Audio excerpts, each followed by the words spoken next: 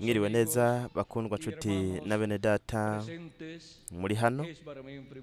Kuri jewe n'ihigwe ridasanzwe kubana namwe muri kano kanya kugira dusangire umwanya w'ikiyago, tuyage kw'ijambo ry'Imana, twumve n'iki cigwa dufise catangajwe muri iri joro, catangajwe mu kinyamakuru Ibanga ry'ibimenyetso kw'ijuru bihishura umwami Yesu Kristo ku musi wa nyuma. Nico gituma reka dusome muri Luka igice ca 21 aho ijambo ry'Imana ritubwira uku gukurikira. Luka igice ca 21 nico gisomwa tugiye gusoma muri kano kanya. Havuga uku ku murongo wa 25 kugeza ku wa 28: kandi hazoba ibimenyetso ku zuba no ku kwezi no ku nyenyeri, kandi no mw'isi hazoba imibabaro mu mahanga, bazotegekanishwa no kubomborana kw'ikiyaga n'imipfunda, kandi abantu bazogwishwa igihumura n'ubwoba no kwitega ibigira bibe mw'isi, kuko ivy'inkomezi ivyo mw'ijuru bizonyeganyizwa. Niho bazobona umwana w'umuntu aje mu gicu are n'ububasha n'ubwiza bwinshi. Ariko ivyo ntivyatangura kubaho, muze murangamize muraramika imitwe yanyu, kuko gucungurwa kwanyu kuzoba kugira gushike. Ese Imana yohezagire imitima yacu, ikayihezagiza ijambo ryayo, ikaduhishurira ijambo ryayo muri kano kanya, bityo ikatwemerera no kuritahura. Mu izina rihoraho ry'umwami Yesu Kristo, amen kandi amen. Murashobora gufata ivyicaro vyanyu. Nkuko nababwiye, icigwa cacu mwa kano kanya ni ibanga ry'ibimenyetso kw'ijuru bihishura umwami Yesu Kristo ku musi wa nyuma. Ibimenyetso kw'ijuru bifise insiguro y'ibintu Imana izokorera ku isi. Nk'akarorero turafise igihe ubwo hagaragara ikimenyetso ngirakamaro cane kw'ijuru. Ico kimenyetso cari inyenyeri i Betelehemu. Abamajusi, abanyabwenge hariya mu burasirazuba mwa kariya karere k'i Babuloni, bariko bihweza barangamiza kw'ijuru, baca babona iyo nyenyeri. Kandi abo banyabwenge bari bafise ubuvugishwa bw'umuvugishwa Daniyeli n'ubuvugishwa bw'umuvugishwa Mose. Bari bafise ubuvugishwa bwose bwo mw'isezerano rya kera bujanye no kuza kwa Mesiya. Mu buvugishwa bwa Daniyeli bari barabonye mu kuza kwa Mesiya nk'ibuye ridasituwe n'amaboko ryaje. Kandi vyongeye no mu buvugishwa bwa Daniyeli ahantu hatandukanye haravuga kuza kwa Mesiya kugira ngo azogire ubukozi bwiwe mw'iyinga rya 70 ry'ubuvugishwa bwa Daniyeli, hanyuma hagati muri iryo yinga Mesiya apfe. Rero ubwo buvugishwa bwose bwavuga kuza kwa Mesiya, ndetse n'ubw'umuvugishwa Yesaya bwavuga yuko inkumi izosaminda ikavyara umwana w'umuhungu, akazokwitwa Emanueli, ariryo risobanurwa ngo Imana iri kumwe natwe. Ubwo buvugishwa bwose bari babuzi abo bamajusi, kiretse bake cane muri bo, kandi bo bari barindiriye kuza kwa Mesiya. Kubw'ivyo rero bo bari bazi yuko umwana ataraza kuvukira ku isi, ari we yari gushikirizwamwo ukuza kwa Mesiya. Ariko uwo mwana mu kuvukira ku isi turabona ko atari gutangura ubukozi bwiwe akivuka. Ntiyari gutangura ubukozi bwiwe ari mu myaka y'uruhinja, canke mu myaka y'umuyabaga, canke mu myaka y'umusore, ariko yari gutangura ubwo bukozi ageze mu myaka y'abantu bakuze, ageze mu myaka yababa 30. kandi mwitegereze kugira ngo atangure ubukozi bwiwe mu myaka iri hafi ya 30 yategerezwa kubanza kuvukira ku isi. Ni ukuvuga yuko yategerezwa guca mu ntambuko runaka izo buri muntu wese akuza acamwo imbere yo gushika mu myaka y'abantu bakuze. Abanza kuba yaciye mu myaka y'ubusore, imbere y'aho agaca no mu myaka y'ubuyabaga, imbere y'aho agaca no mu myaka y'abana, imbere y'aho agaca no mu ntambuko canke mu myaka yo kuba uruhinja, kandi n'imbere y'aho araca mu ntambuko ubwo aba akiri mu nda ya nyina. Rero mwitegereze izo ntambuko zose yari gucamwo uwari kugira ubukozi bwo mw'iyinga rya 70. nuko hagati muri iryo yinga agatanga ubuzima bwiwe agapfa, bakamwaka ubuzima Mesiya, ariwe yategerezwa mw'iyinga rya 70 rigizwe n'imyaka 7. yari kugira imyaka 3 n'igice y'ubukozi, iyindi myaka 3 n'igice nayo ikaba ihuye n'igihe cy'akarabo gakomeye, igihe cy'akarabo gakomeye aho Mesiya Kristo yari kuba ariko yihishurira ubwoko bw'Abaheburayo 144 by'Abaheburayo, bikaba biriko biramwakira bimwizera n'ubugingo bwabo bwose, ndetse baronka imigisha y'Imana. Rero kugira ngo hagere iyo ntambuko, kugira ngo agere mu iyo ntambuko yo guhamagara no kwegeranya abatoje mu bwoko bw'Abaheburayo, mwitegereze yategerezwa guca mu ntambuko zibanza umubiri w'inyama. Ubwo bukozi bwose bwari kuba buriko bugaragariramwo mu bwoko bw'Abaheburayo. Rero munyihanganire kugira ngo tubitahure neza, turabe mu gihe ubwo Yesu yavuka kw'ijuru harabaye ikimenyetso ngirakamaro cyane citwa inyenyeri y'i Betelehemu. Abamajusi babonye ico kimenyetso kw'ijuru, kandi bo baratahuye, baramenye ko ico kimenyetso casobanura yuko Mesiya yari yamaze gushika ku isi, kandi cyari ikimenyetso cyo kuza kwa Mesiya. Ariko buri muntu wese yashobora kwiyumvira ati, ariko n'ubu iyingwa rya 70 ntirirashika. Ariko nuko imbere yo gushika kw'iyinga rya 70 Mesiya yategerezwa kuvuka, akaba uruhinja, akaba umwana, akaba umusore, akaba umuyabaga, hanyuma akaba umusore, akaba umusore yuzuye, hanyuma agashika mu myaka iri hafi ya 30 kugira ngo atangure ubukozi bwiwe. Rero hariho umuntu yabonye izo ntambuko zose, kandi nawe yabaye inkumi Mariya. Kandi nimbaho harabayeho uwundi muntu, mwitegereze, kumbure nyina wa Yohana Umubatizi yoba yarabonye igice, kuko we yari umukenyezi ageze mu zabukuru, kandi ntihamenyekanye imyaka amaze kuvyara Yohana Umubatizi. yoba yarapfiriye ko Elizabeth nyina wa Yohana Umubatizi, hanyuma niyo Zakariya yoba yarapfiriye ko se wa Yohana Umubatizi. Rero murumva yuko munyihanganire warazi urwo rugendo rwose rw'ubuzima bwa Yesu yari inkumi Mariya, kandi we ivyo bintu byose yari yarabibitse hehe mu mutima wiwe, mu bugingo bwiwe. Iyo havuzwe ati mu mutima, haba ariko havugwa ku bugingo, kuko ubugingo babwita kandi umutima.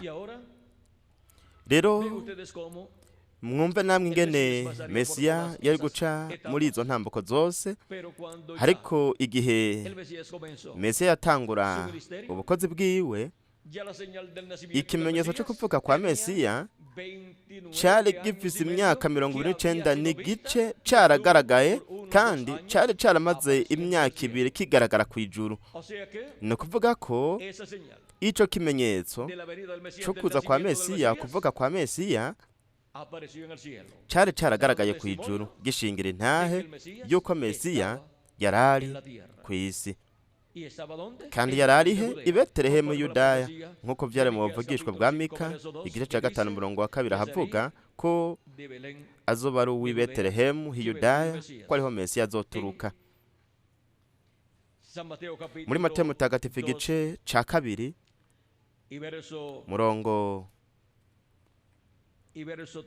murongo wa 3 kabandanya, reka turaba umurongo wa 1 kabandanya. Muri Matayo igice ca 2 haravuga ngo Yesu amaze kuvukira i Betelehemu mu gihugu c'i Yudaya ku ngoma y'umwami Herodi, haza abanyabwenge bavuye iburasirazuba baja Yerusalemu barabaza bati umwami w'abayuda yavutse ari hehe kuko twabonye nyeri yiwe turi iburasirazuba none tukaba tuzanywe no kumushengerera.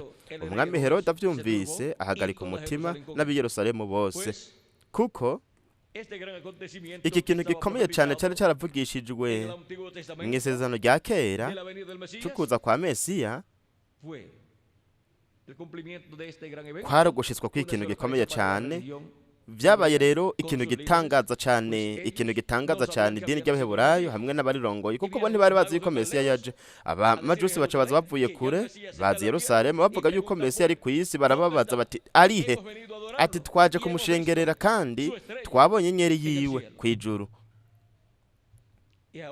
Rero umwami Herodi yashobora kwiyumvira ikintu icyo cyose. Umwami Herodi yashobora kwiyumvira ati aba baherezi n'umuherezi mukuru hamwe n'inama nkuru y'ikombe mu by'ukuri Mesiya baramunyegeje kugira ngo sindamwice.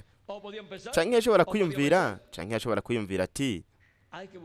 ati ngomba kurondera Mesiya rero kuko yamaze kuvuka kandi ntegerezwa kumubona kugira ngo ndamwice, kuko icyo nico cari icipfuzo c'umutima w'umwami Herodi, kuko atashaka ko undi mwami yovuka ku isi hagati mu bwoko bw'Eburayo kugira ngo bityo ubwami bugume buri mu maboko yiwe, mu maboko ya Herodi hamwe no mu bana ba Herodi n'abuzukuru ba Herodi. Rero murumva ko Herodi ntiyarashishikajwe no kuza kwa Mesiya hamwe n'ubwami bwa Mesiya, ariko yarashishikajwe no kumenya aho yarari n'uwo ari we kugira ngo amwice. Rero murabe umutima Herode yari afise, umwami Herode yari afise kwica umwana, kuko ubu yari kuba ari kuba umwami wa Isirayeli. Kwica umwana ico ni icaha gikomeye cyane, kandi ivyo vyerekana ko ivyiyumviro vyiwe vyari nk'ivy'igikoko, kandi ivyo vyerekana ko ubwami bw'amaguru y'ivyuma bwari ko burondera Mesiya kugira ngo bumwice. Rero umwami Herodi niwe yarashishikajwe cyane no kuza kwa Mesiya. Murabona abaherezi ntibagiye Yerusalemu i Betelehemu Yudaya kurondera Mesiya, ntibizera yuko Mesiya yari yavukiye ku isi, kandi ntibizera yuko kijya kimenyetso kw'ijuru cyari kimenyetso cyo kuza kwa Mesiya. Kandi Bibiliya yaravuga yuko muri Yakobo hazova inyenyeri. Ivyo biri mu gitabo cyo guharura, mu gitabo cyo guharura niho biri, niho ubwo buvugishwa buri mu gice ca 44 murongo wa 17. Nuko rero murumva yuko iyo nyenyeri yashushanya Mesiya. Mbega Kristo ntiyavuze mu vyeshuwe 42 murongo wa 16, ntiyavuze ati ni jewe munago wo kishitsi ca Dawidi? Niki kindi reka tubisome, reka tugire ko tubisome hano, dusoma amajambo yavuzwe ngaha na Kristo. Yaravuze ngo jewe Yesu ntumye umumarayika wanje gushingira intahe mwebwe ivyo kubw'amashengero, ni jewe munago wo gishitsi ca Dawidi, ndamwuzukuruza wiwe kandi ndi kinyenyeri gicibibatsi co mu gaturuturu. Aho inyenyeri cibibatsi mu gaturuturu ninde? Ni umukundwa wacu umwami Yesu Kristo, niwe nyene ari umunago wo gishitsi ca Dawidi. Kuba ari umunago w'igishitsi ca Dawidi, nuko rero aza biciye mu ruvyaro rwa Dawidi, nico gituma ari umwana wa Dawidi, azokwicara ku ntebe bw'ami ya Dawidi nk'uko vyavuzwe n'umumarayika mukuru Gaburiyeli mu gice ca mbere muri Luka umurongo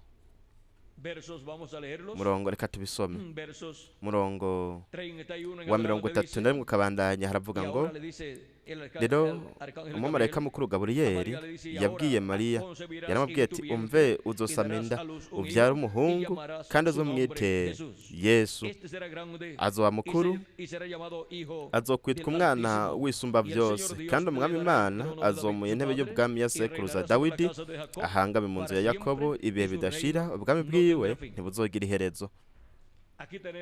Aha dufise isezerano ry'uko azokwicara ku ntebe bwami ya Dawidi se wiwe. Nico gituma yaje nk'umwana wa Dawidi aturutse mu ruvyaro rwa Dawidi. Kandi Kristo renga haravuze ati ni jewe munago wo ku gishitsi ca Dawidi. Kandi vyongeye ni nyenyeri ica ibibatsi yo mu gaturuturu. Nico gituma ya nyenyeri bajya amajusi babonye yashushanya Mesiya. Kandi igihe ico kimenyetso cagaragara kw'ijuru, Mesiya yarari kw'isi. Kandi abantu bari bahamagariwe kurondera Mesiya kw'isi, yavukiye i Betelehemu Yudaya. Kandi mutego gutwi mwumviriza, ubwoko bw'Abaheburayo ntibwamurondereye aho. Abaheburayo, umuherezi mukuru hamwe n'inama nkuru y'ikombe ntabwo barondereye Mesiya i Betelehemu Yudaya mu kuvuka kwiwe. Vyongeye ubuvugishwa bwaravuga ko azoza mu ngoro yiwe mwami. Kubw'ivyo rero bo bashobora kugumbira ico canditswe bakavuga bati ariko ngaha havuga ko azoza mu ngoro yiwe, ati nuko rero tumurindiririye ngaha. Ariko murabe, wewe yaje mu ngoro yiwe, Imana yaje mu ngoro yayo, marayika w'isezerano yaje mu ngoro muntu ari Yesu, umusore w'umubaji w'i Nazareti. Igihe Yohana umubatizi yabatiza Yesu, mpwemu yera yaraje aba muri Yesu bamwuzuro wose. Vyongeye yaje mu ngoro yari hari i Yerusalemu avuga ubutumwa ngaho muri iyo ngoro, ariko kandi ntibigeze bamwizera. Nuko rero abatizera nimbura bugirire nta kuntu na kumwe wabasigura ibintu ngo bavyumve, kuko iyo Imana idashikije ivyo barindiriye kuba ari ikintu co kwiherezo, Imana ntigishitse igashitsa ico ku ntango, ntibacemera. Kandi igishikije ico ku mpera igashitsa ku mpera nyene, naho nyene ntibacizera, kuko umutizera no mutizera nyene. Kubw'ivyo rero ntashobora kwizera. Kristo yaravuze, ariko avuga kuri uwo mugwi w'abo bantu muri Yohana igice c'10 murongo wa 22 ukabandanya. Yaravuze ngo maze haza iminsi mikuru yo kwibuka uguhumanurwa k'urusengero y'Yerusalemu hari mu rushana. Yesu agendagenda mu rusengero mw'ibaraza rya Salomo. Abayuda baramukikiza baramubaza bati, uzogeza ryari gutera imitima yacu kujuragira? Asanga uri Kristo, bidufoborere. Yesu arabishura ati, narababwiye ariko ntimwizera. Ibikorwa nkora mu izina rya Data nivyo binshingira intahe, ariko ntimwizera, kuko mutarabo mu ntama zanje nk'uko nabibabwiye. Murabona, ntabwo bari abo mu ntama za Kristo. Kubw'ivyo rero ntibashobora kwizera umwungere mwiza, kuko abizera umwungere ni intama ziwe. Intama ziwe zirazi ijwi ry'umwungere wazo, kandi zumva ijwi ryiwe zikamukurikira, kandi ntizikurikira umucangero. Kristo yaravuze ngo, ababaye intama zanje bumva ijwi ryanje, nanje ndabazi nabo barankurikira, kandi nanje mbaha ubugingo budashira, ntaho bazokwigera bapfa rubi gushitsa ibihe bidashira, kandi ntawe ushobora kubashikura mu kuboko kwanje. Data yabampaye niwe anduta, canke Data yabampaye niwe aruta bose. Ntawe ushobora kubashikura mu kuboko kwa Data. Jewe na Data turi umwe. Jewe na Data turi umwe, niko umukundwa wacu umwami Yesu Kristo yavuze. Kuko Data yararihe? Yarari muri Yesu, muwo yatumye.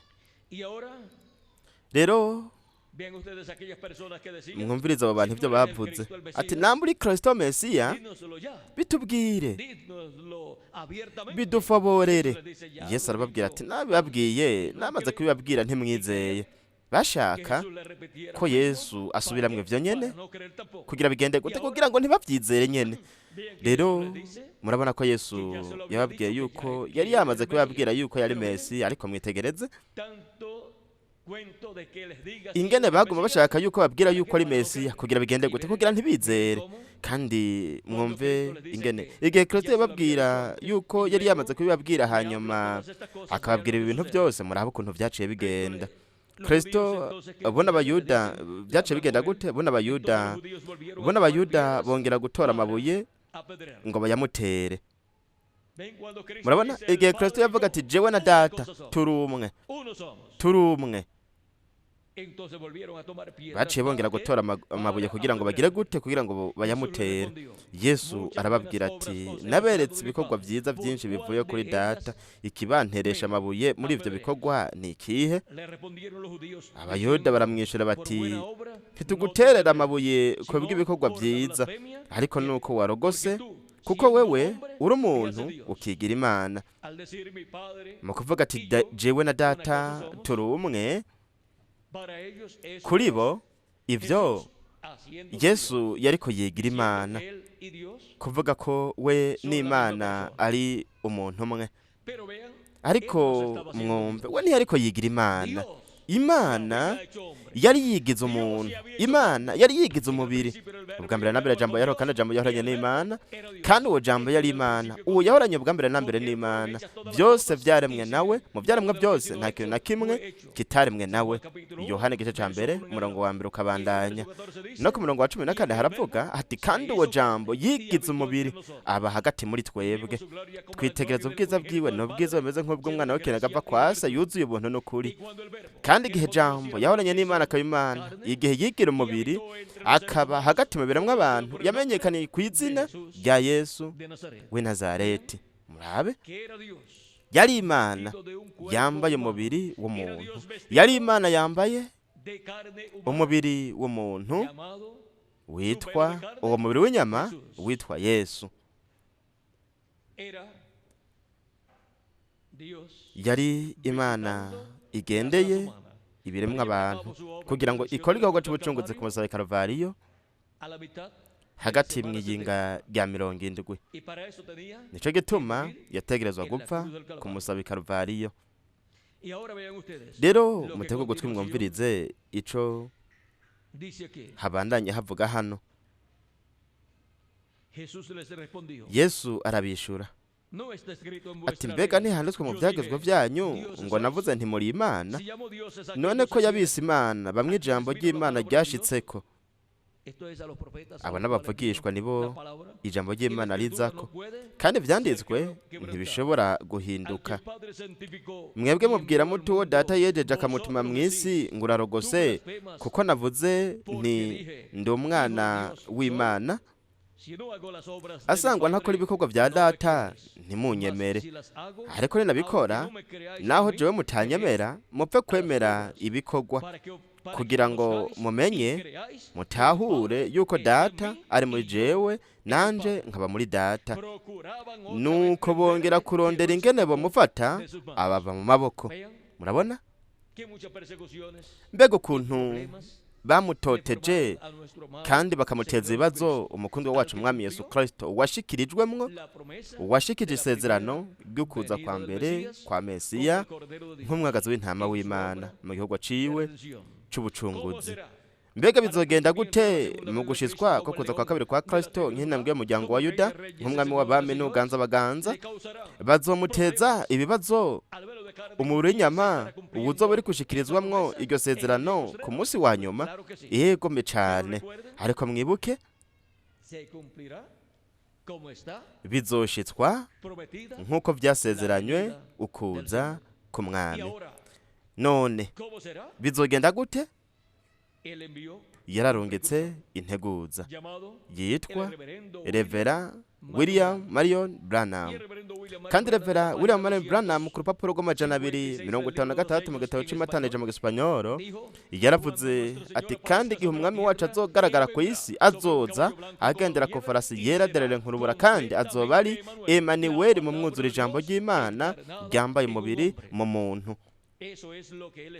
ivyo nivyo we yariko ategurira inzira, we yariko ategurira inzira, ategurira ukuza kw'ijambo ryambaye umubiri mu muntu.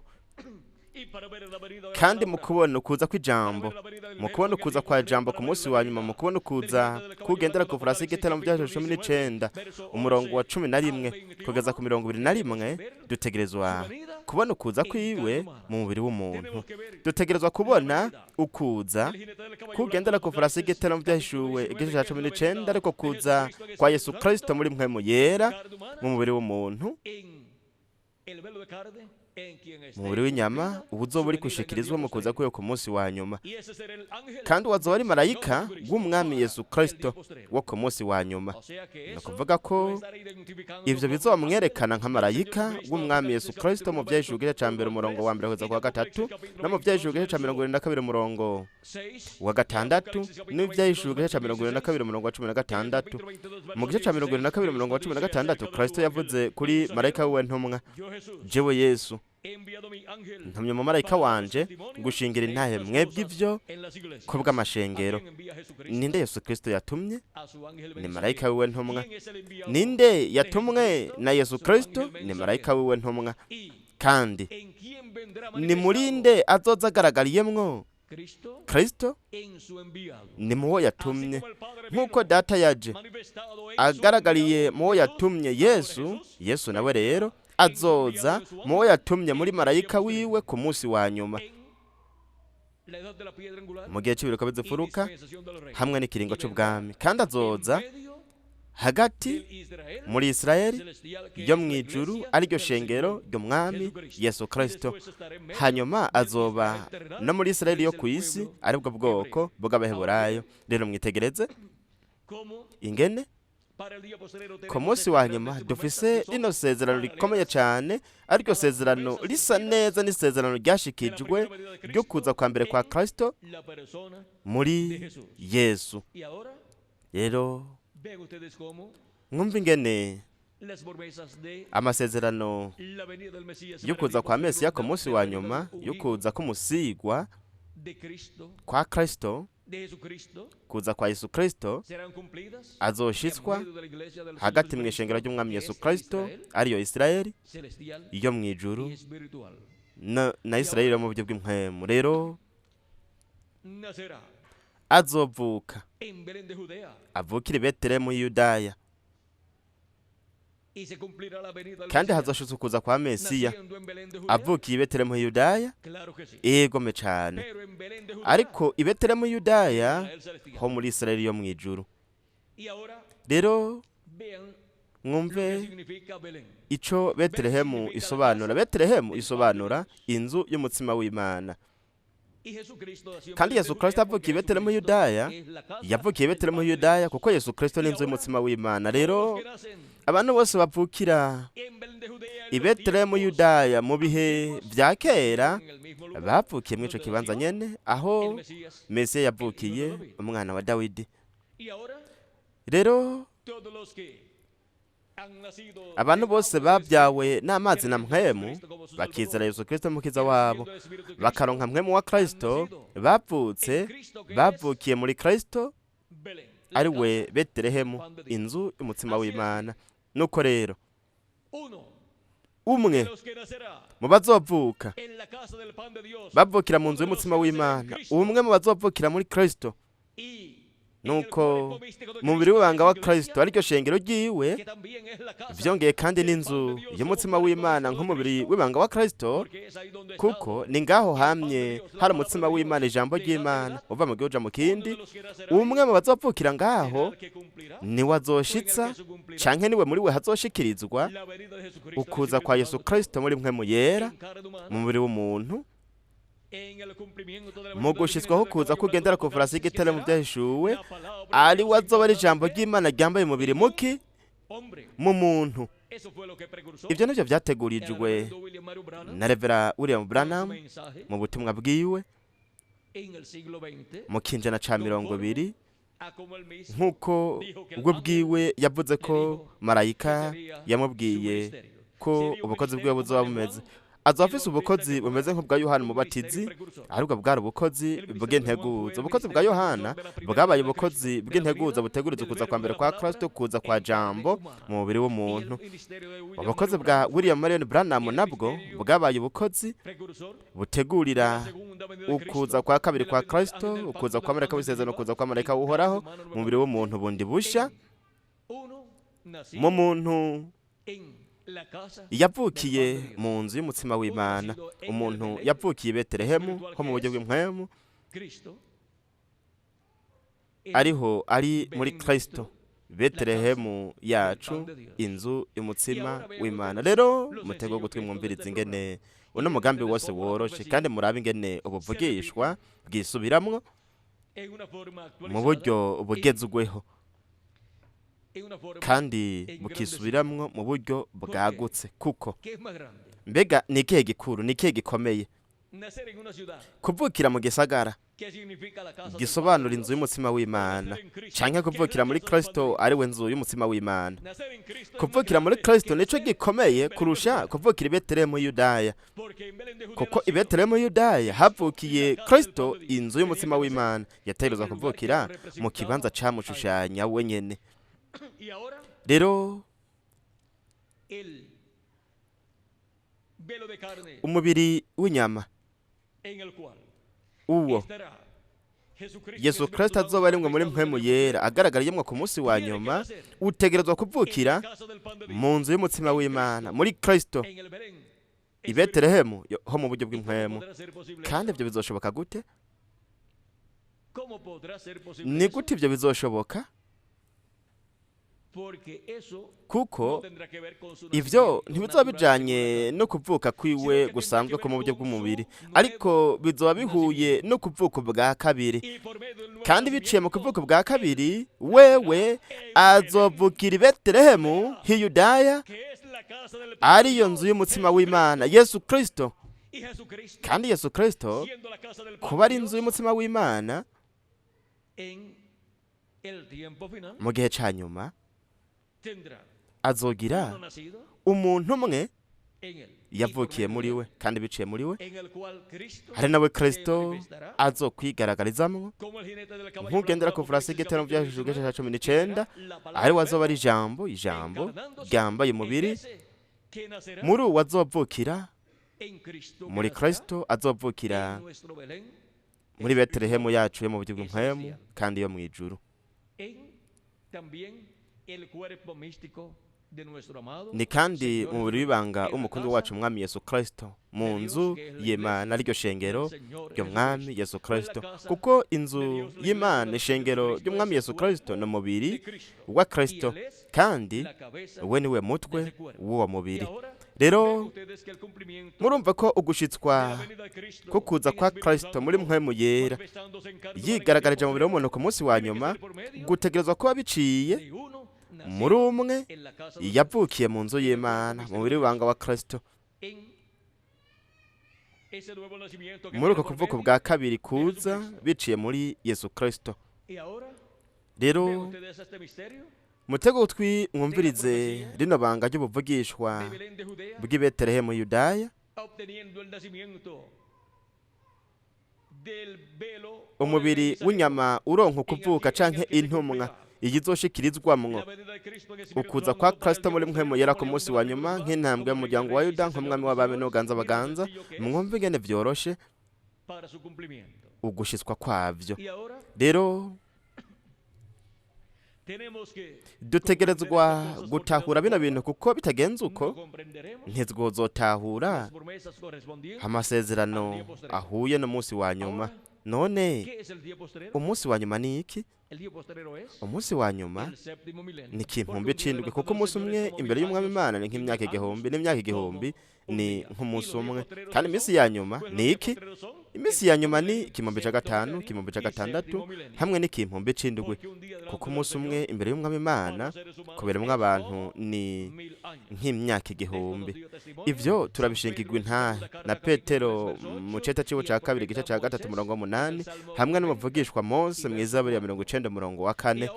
Rero dushobora gutahura impamvu Pawulo yavuga mu gwete yandikiye Abaheburayo yavuze uku gukurikira, avuga ku minsi ya nyuma yaravuze ati kera Imana yabaririye, igice ca mbere mu gwete yandikiye abaheburayo yaravuze kera Imana yabaririye ba sogokuruza mu kanwa k'abavugishwa nayo mu bihe byinshi no mu buryo bwinshi.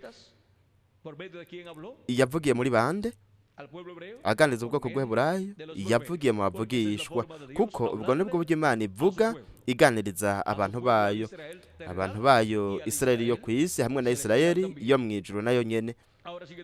Rero habandanya havuga ngo muri iyi minsi y'iherezo yabaririye twebwe mu kanwa k'umwana wayo, uwo yaciriyeho kubasamuragwa wa byose.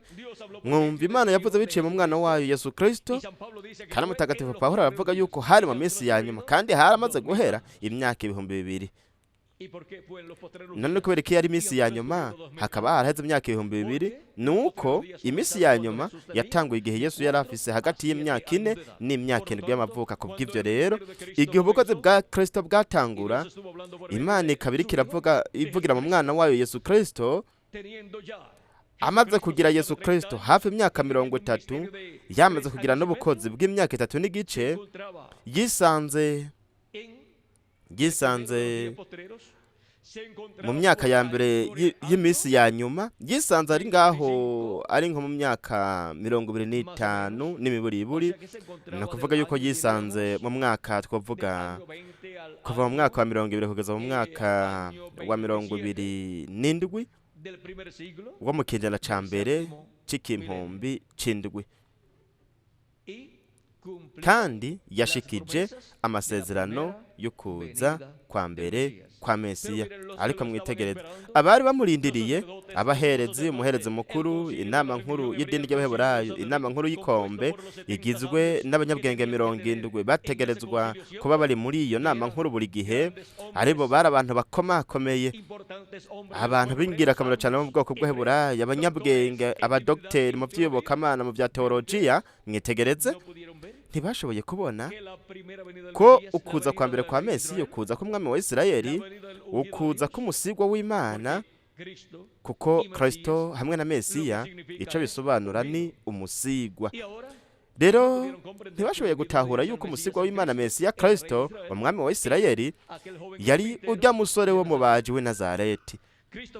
Kristo igihe yasoma ubuvugishwa bwo muri Yesaya, aribwo buvugishwa bwa Mesiya mu gice ca 31 murongo wa 1 kabandanya, we yarahasomye. Ivyo biri mu gice ca 4 muri Luka umurongo wa 14 kabandanya, havuga ngo maze Yesu asubira i Galilaya ari n'ubushobozi bwa mpwemu.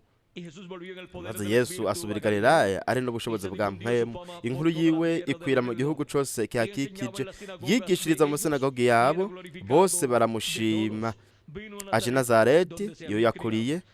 Ku munsi w'isabato yinjira mu isinagogi nk'uko yamenyereye, ava hasi ngo asome. Mu gitabo c'abavugishwa n'Imana Yesaya arakizingurura, abona ahantu handitswe ngo mpwemu w'Uhoraho ari kuri jewe. Ico catumye andobanuza amavuta kugira ngo mbwire aboro ubutumwa bwiza. Aha igihe yavuga ati mpwemu w'Uhoraho ari kuri jewe, yavuze ati kuko yansize. Yariko yerekana gute? Yariko yerekana nk'umusigwa w'Imana, umusigwa asizwe mpwemu yande y'Imana.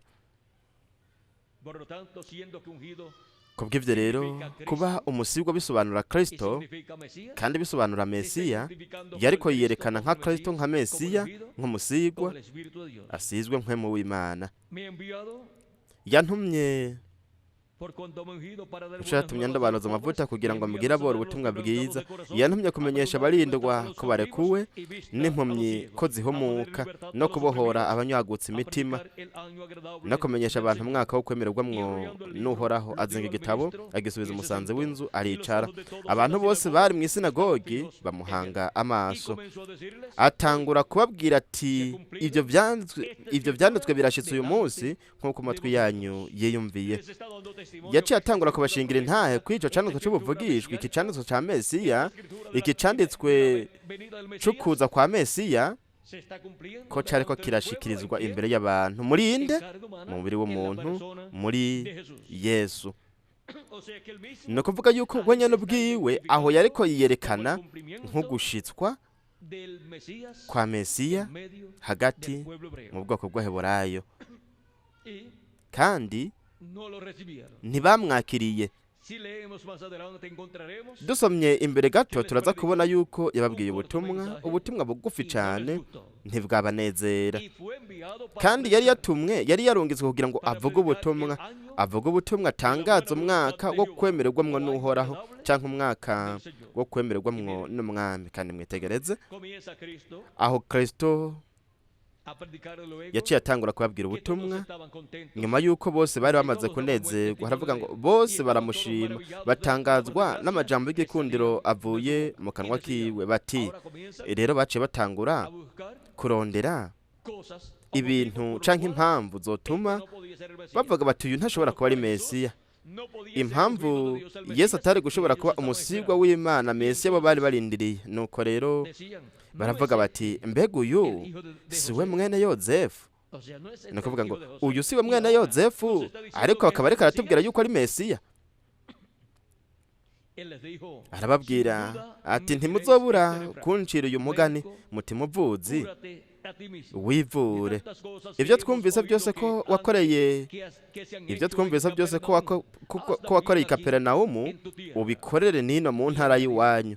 Kandi ati ndababwira ukuri, nta muntu avugishwa n'Imana yemerwa mu ntara y'iwabo. Kandi aka ni ka gacamugani twebwe twese dusanzwe tuzi mu byiyumviro, mu bwenge bwacu. Ati nta n'umwe abo muvugishwa mu gihugu cy'iwabo. Ivyo nico bishatse gusobanura kano gacamugani. Ariko ndababwira ukuri, hari abapfakazi benshi mu Bwisirayeli mu gihe ca Eliya. Hamwe ijuru ryakingwa, imvura igatara imyaka 3 n'amezi 6, ikigoyi cinshi kigatera mu gihugu cose. Yamara Eliya ntiyatumwa kuri n'umwe muri bo, ariko atumwa i Zarefati mu gihugu c'Isidoni ku mugore w'umupfakazi. No kuvuga yarongetswe mu gihugu, mu kibanza aho atashobora kuja, umugisha nk'uyu, umugisha ukomeye cyane nk'uyu. Kandi uwo mugisha wagiye hari, ariko ubwoko bw'Aburayo bwari ko buca mu bihano by'Imana mu bukozi bw'umuvugishwa Eliya. Kubw'ivyo rero umuvugishwa Eliya yarungitswe ku mugore w'i Zarefati Sidoni, mu kibanza cari kure cyane, kugira ngo agaburire umuvugishwa Eliya. Rero turibaza tuti mbega ninde yagaburiye uwundi? Kuko Eliya ashitse hariya, kandi uwo mupfakazi yarasohotse avuye mu nzu yiwe kugira ngo aje kurondera udukwi tubiri. Yaragiye kurondera udushami tubiri kugira acana umuriro, hanyuma aheze acumbe umutsima w'ifu y'ingano, kuko yarasigaje gusa agafu ko gutegura mwizo mfungurwa, hanyuma nta zindi mfungurwa bari kongera kuronka. Kubw'ivyo rero bari kurya bakagenda bakaryama badafise ivyizigiro vy'izindi mfungurwa. Kubw'ivyo rero icari kuza hanyuma gwari kubara urupfu kuri uwo mupfakazi hamwe n'umwana wiwe. Ariko mwitegereze mu gihe kigoye cyane c'uwo mugore, aho atari afise izindi mfungurwa, yarashitse uwatumwe n'Imana. Mbega none hari ikintu kidashoboka ku Mana? Nta gihari. Nuko rero uwo aragiye kugaburira Eliya yarasigaranye gusa imfungurwa z'umunsi umwe gusa. Eliya ashitse afise inzara n'inyota, aramubwira ko yomuha intora, amubwira ko yomuha akarobe ko kurya. Niho aramubwira ati mwa kano kanya naringiye kurondera udukwi tubiri kugira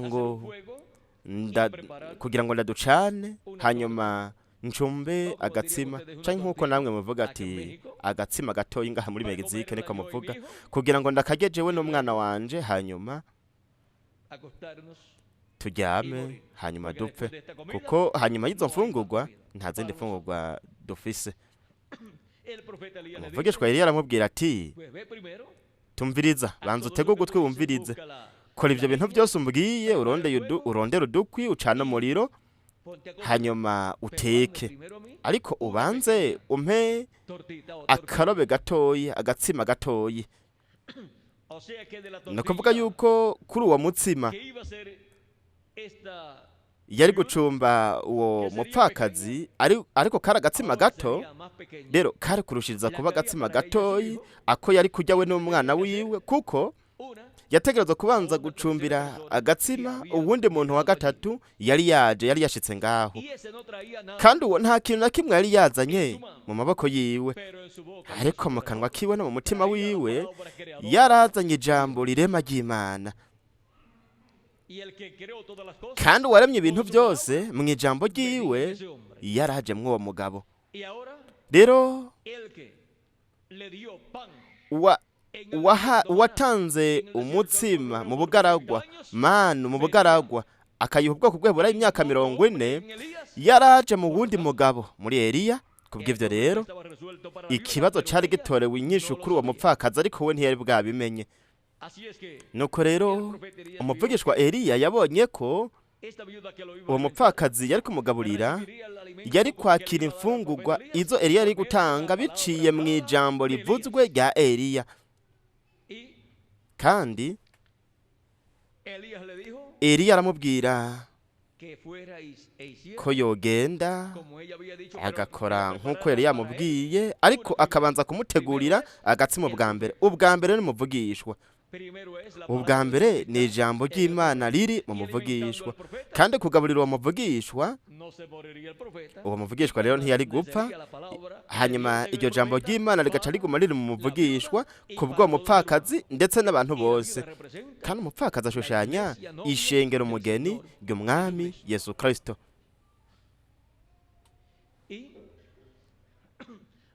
Rero murumva namwe ingene mu gihe ca nyuma, mwumviriza ingene mu gihe ca nyuma atamfungwa zo mu gihugu mpemu zihari ku muntu n'umwe, ariko kw'ishengero umugeni ry'umwami Yesu Kristo, kubw'ijambo rirema ry'Imana rivuzwe ku musi wa nyuma mu gihe cyo rikobe zipfuruka, hariho imfungwa zo mu gihugu mpemu z'umusesekara. Imfungwa zo mu gihugu mpemu za buri gihe barazifunguye abantu ba buri gihe, kandi hariho bamwe bagisigaye bakijya n'ubu ku mfungwa zo mu gihugu mpemu za marayika ntumwa w'indwi, ari byiza cyane. Ariko imfungwa zo mu gihugu mpemu zo mu gihe cy'ubukwe zipfuruka ni imfungurwa ziza mu ijambo rirema ry'Imana ku munsi wa nyuma biciye mu ntumwa ry'igihe cy'ubukwe zipfuruka, ariyo Kristo azoba arimwo ku munsi wa nyuma aduha iryo jambo ry'ubugingo budashira, ubutumwa bw'inkuru nziza y'ubwami, arizo mfungurwa zo mu gihugu mpemu z'ubugingo bw'abatoranijwe n'Imana bose. Rero mwumve namwe ingene igihe we yaragiye gucumba ako gatsima gato ka Eliya, ako gatsima ka Eliya, yaramubwiye ati vyongeye unzanire n'amazi. Kandi we yarafise amazi make, ariko nta kibazo na kimwe cari gihari. Aho hari urutare rumwe rwaha amazi ubwoko bw'Eburayo rugaragariye mu muvugishwa Eliya, kandi hari umwe yatanga imitsima, mana yo mw'ijuru mu bugaragwa, n'umwe yatanga n'inyama, akaza ubwoko bw'Eburayo imyaka 40. Kubw'ivyo rero ikibazo cose c'imfungurwa kuri uwo mupfakazi hamwe n'umwana wiwe cari catorewe inyishu ndetse n'umuvugishwa. Kandi imfungurwa zose zo mu gihugu mpemu z'ubugingo bw'abatonejwe n'Imana hamwe n'intumwa y'Imana caratorewe inyishu ku munsi wa nyuma mu gihe c'ibirikobe zipfuruka, kuko Yesu Kristo ijambo aje ku munsi wa nyuma agaragariye muri marayika we ntumwa, kandi aduha imfungurwa zo mu gihugu mpemu. Kandi mu nzu y'Imana ni hashira umushumba wo kwizigwa w'ubwenge kugira ngo atange imfungurwa ku gihe aziha abana b'Imana bose mu nzu y'Imana, no kuvuga mu ishengero ry'umwami Yesu Kristo. Uwo mushumba w'ukwizigwa bw'ubwenge ku munsi wa nyuma ni marayika w'umwami Yesu Kristo, aduha ijambo butumwa bw'inkuru nziza y'ubwami, imfungwa zo mu by'umpemu ku bugingo bwacu. Rero Kristo muri iki gisomwa twari ko turasoma yababwiye ku bijanye n'umuvugishwa Eliya, ndetse n'inzara yamaze imyaka 3 n'igice. Rero aravuga ko Eliya atatumwe kuri n'umwe, yatumwe i Zarefati mu gihugu cy'i Sidoni ku mugore w'umupfakazi. Niki kindi yavuze?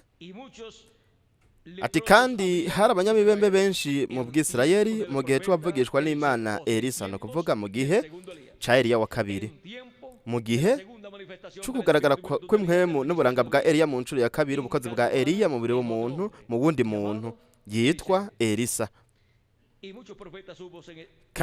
kandi hari abanyamibembe benshi mu Bwisirayeli muri ico gihe, mu gihe c'uwavugishwa n'Imana Elisa.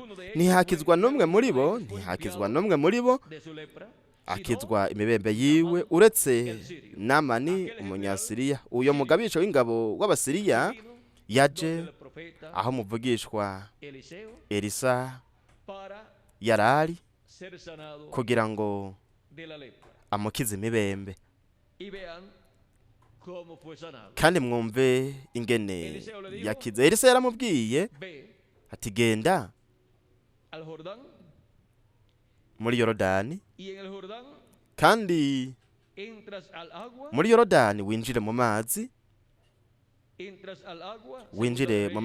Bami ba kabiri igice ca 5 umurongo wa 1 ukabandanya. Reka turabe. Winjire mu mazi ngaho incuro runaka, hanyuma uraza gukira.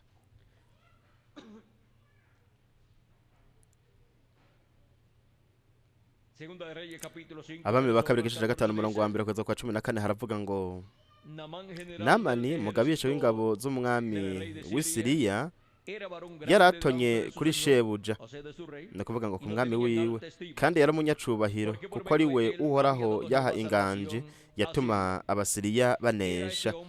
Yari umuhizi w'inkomezi, ariko yari umunyamibembe. Rero murumva yuko icanditswe kivuga yuko Imana yari yaramuhaye agakiza, hehe muri Siriya. Uhoraho yari yaramuhaye agakiza muri Siriya, kandi Siriya kandi Abisiriya bari baragiye kunyaga ari bitero. Muri uko kunyaga banyaga umwigeme mutoya mu gihugu c'Abisirayeli, araheza acorekera muka Namani.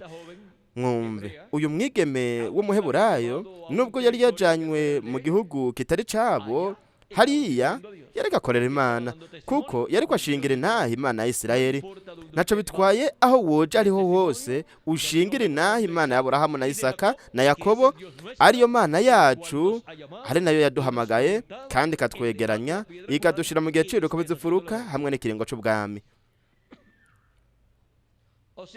No kuvuga ko wewe ugiye mu kibanza runaka, si kugira ngo uburi kurajya unonywa uryama ukora, ariko ikintu nyamukuru ni ugushingira intahe Imana ya Aburahamu na Isaka na Yakobo, ari we mwami Yesu Kristo, ari nawe kuri no munsi wa nyuma yaduhamagaye akatwegeranya mu gihe cibuye rikomeze ifuruka. Uwo mwigeme rero yari umwizera ugukuri, yizera Imana ya Aburahamu na Isaka na Yakobo. Rero mwitegereze uyu mwigeme ico yavuze. Uyo no kuvuga uwo mwigeme bukeye abarira inabuja, ari we yari inabuja, no kuvuga ngo uwo yakorera,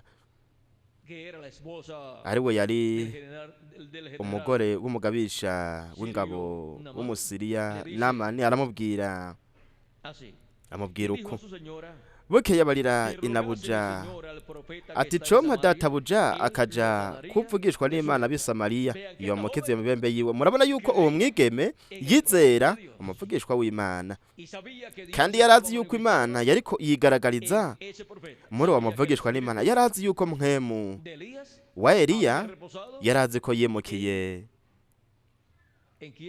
kuri inde? Kuri Elisa.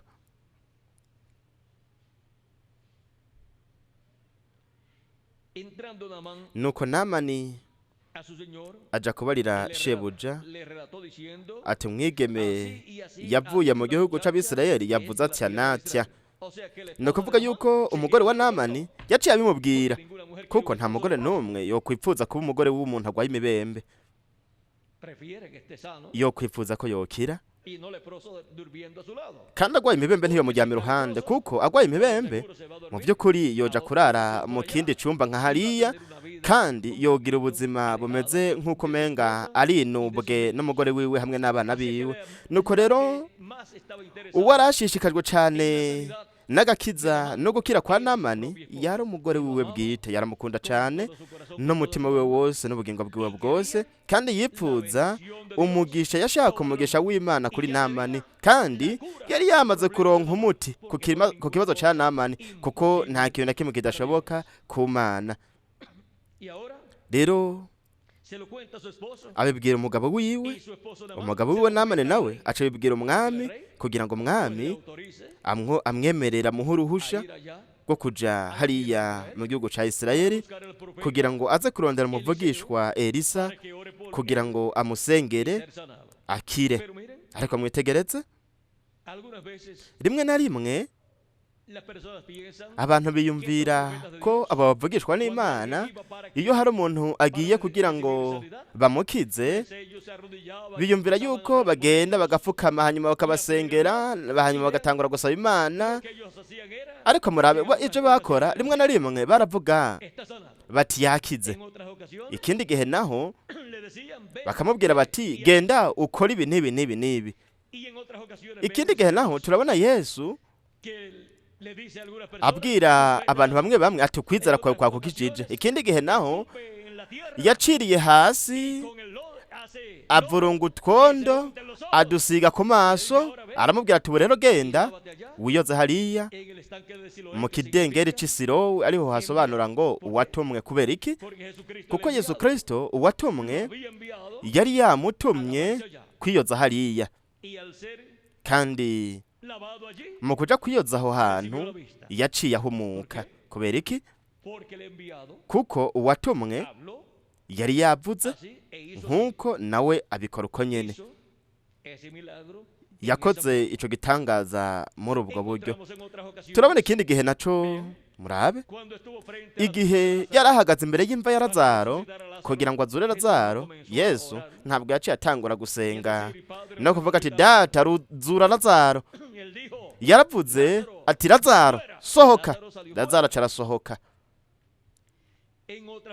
Ikindi gihe naho turabona ko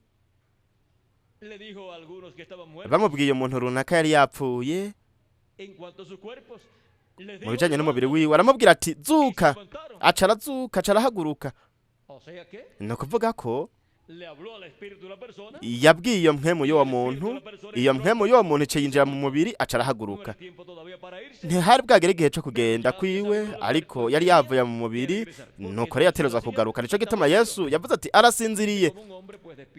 Kandi nk'uko umuntu avyura umuntu asinziriye, Yesu yaraje akangura umwana w'umupfakazi we Nayini, yanakanguye kandi n'umwana wa Hayiro, akangura na Lazaro nawe nyene. Kuko Lazaro Yesu yari yamubwiye abigishwa biwe bari kure y'ahantu Lazaro yaba, yaravuze ati Lazaro inshuti yacu yasinziriye. Abigishwa nabo baravuga bati namba asinziriye ni vyiza cyane, kuko iyo umuntu asinziriye, iyo umuntu agiye kuryama biba ari vyiza baruhutse, kandi aba ariko araruhuka uburuhe bwose yari yagize muri ico gihe yari karakora. Ariko Yesu yababwira ku kiruhuko yababwira ku rupfu rusanzwe, urupfu rw'umubiri, nabo ntibari babitahuye, ariko yaciye rero ababwira mu mvugo bo bashobora gutahura, ababwira ati Lazaro inshuti yacu yapfuye. Aho rero baca barabitahura. Yesu arabavuga ati ariko biranezereye ko ntari hariya. None ni gute yonezerwa umuntu ko atari ngaho muri uwo mwanya Lazaro yaramukeneye?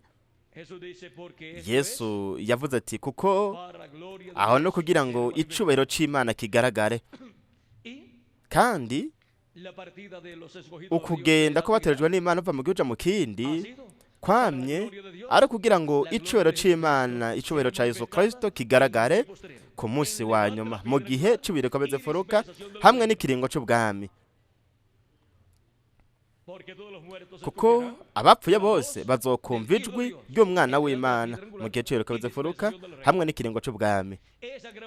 Iryo jwi rirengaje inzamba rihamagara ku musi wa nyuma, kandi rizohamagara abatoranijwe bose, kandi rizohamagara abatoranijwe bazoba bayeho ngaha muri buno buringanire, ariko kandi n'abatoranijwe bazoba bari mu buringanire bwa gatandatu bazokumva ijwi ry'umwana w'Imana kandi bazozuka. Nuko rero ijwi rya Kristo ku munsi wa nyuma ntirizokumvikana gusa mu buringanire bwo ku isi, ariko kandi rizokumvikana no muri paradizo, nk'uko ijwi rya Kristo mu kuza kwe kwa mbere ryumvikanye mu buringanire bwo ku isi, ariko kandi ryarumvikanye no mu buringanire bwa gatandatu. Kandi barazutse abera bo mu isezerano rya kera igihe Kristo yazuka. Rero murumva yuko kano karorero ka Lazaro gashushanya abera bo mu isezerano risha bazozuka ku munsi wa nyuma mu kugaragara k'umwana w'umuntu mu kuza kwiwe, kuko umwami bwiwe azomanuka avuye mu ijuru afise iki? Afise akamo karengera, no kuvuga ngo ijwi ry'uwatumwe. Niki kindi? N'ijwi ry'umumarayika mukuru hamwe n'inzamba y'Imana. Hanyuma abapfuye bizera Kristo nibo bazobanza kuzuka, canke nibo bazokanguka ubwa mbere, bazozuka bari mu mibiri ihoraho. Hanyuma natwe bazoba bakiri bazima tuzoca duhindurwa, nuko tuzonyakugwa canke tuzamurwe tuje mu ijuru kugira ngo dusanganire umwami mu kirere, kandi bityo tuzokwamana n'umwami kuko tuzoja mu buzima bw'umwagazi w'intama, kandi namba ntituzongera gutandukana, kandi tuzogira ishusho n'akameremere vy'umukundwa wacu umwami Yesu Kristo. Rero mwitegereze impamvu ari gira akamaro cyane kuza kwa kabiri kwa Kristo. Muri ibintu byose bizoba biriko biraba mu kuza kwa kabiri kwa Kristo, mu kuza k'umwami ku munsi wa nyuma, ubwo Yesu Kristo azoba ariko yihishura ku munsi wa nyuma, nk'uko yihishuye muri buri gihe biciye mu ntumwa ya buri gihe. Yesu Kristo azoba ariko yihishura biciye muri marayika w'iwe ntumwa ku munsi wa nyuma, kandi azoba ariko araganiriza ishengero ryiwe biciye muri marayika w'iwe ntumwa ku munsi wa nyuma, kandi ishengero ryiwe naryo rizoba ariko rirumva iryo jwi rirengaje inzamba canke inzamba y'Imana biciye muri marayika ntumwa w'umwami Yesu Kristo, kuko muri we hazoba hari umwami Yesu Kristo yihishije kandi ariho yihishurira. Kandi ibimenyetso kw'ijuru ku munsi wa nyuma bizoba biriko birashinga intahe yuko bishingira intahe kuza k'umwana w'umuntu azananye n'abamarayika biwe, bishingira intahe kuza k'umwana w'umuntu yihishije akihishura biciye muri marayika wiwe ntumwa. Rero reka turabe hano muri Luka kugira ngo dusozere hano kino gisomwa. Haravuga ngo kandi hari abanyabembe benshi mu Bwisirayeli mu gihe c'uwavugishwa n'Imana Elisa, ntihakizwa n'umwe muri bo atari Namani umusiriya. Twariko turasoma ino nkuru ngaha mu bami ba mbere, mu bami ba kabiri igice ca gatanu umurongo wa mbere kugeza kuva ku murongo wa mbere kugeza kwa 14. Nuko rero reka tubandanye dusoma hano.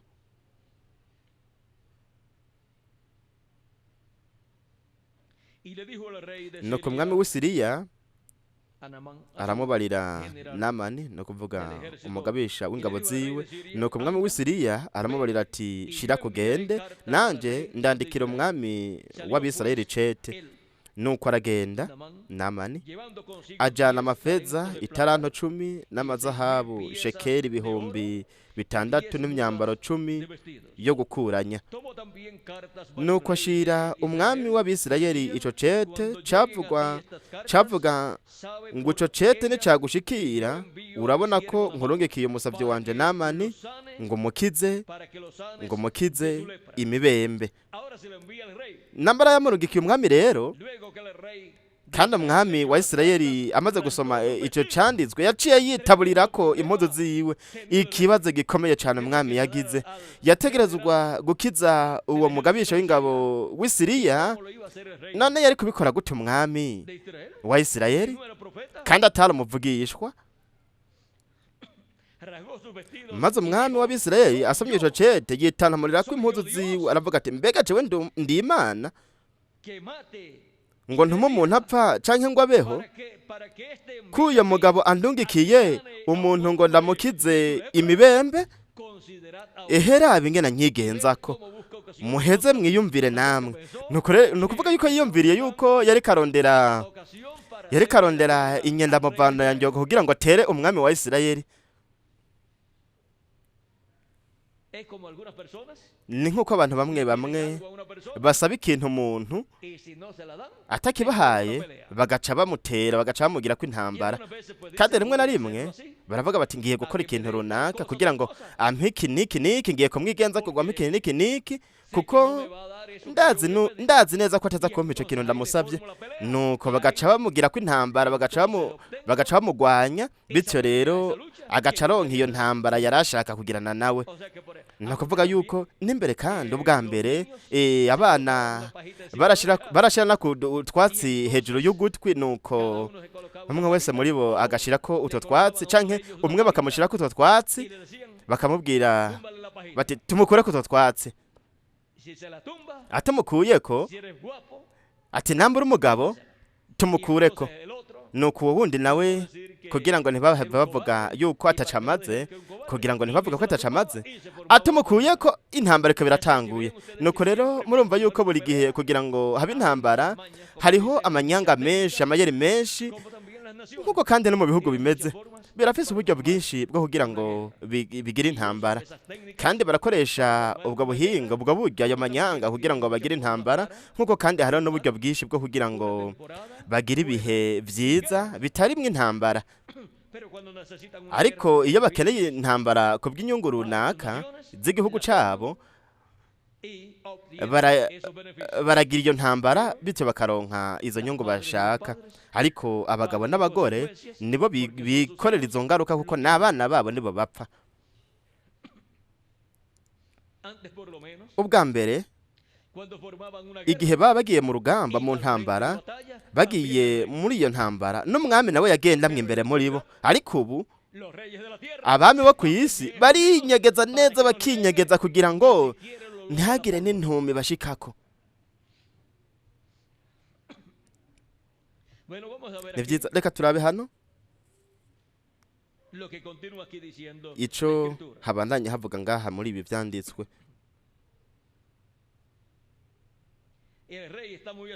Umwami yari yatinye cyane, umwami w'Abisirayeli yatinye cyane, aravuga ati ehera bingena nyigenza ko muheze mu vyiyumvire. Maze Elisa wa muntu w'Imana yumvise ko umwami w'Abisirayeli yitanamuriye ko impuzu ziwe, atuma ko umwami aramubwira ati niki gitumye witanamuriye ko impuzu zawe n'ukuntu zakuzimvye, kuko impuzu z'umwami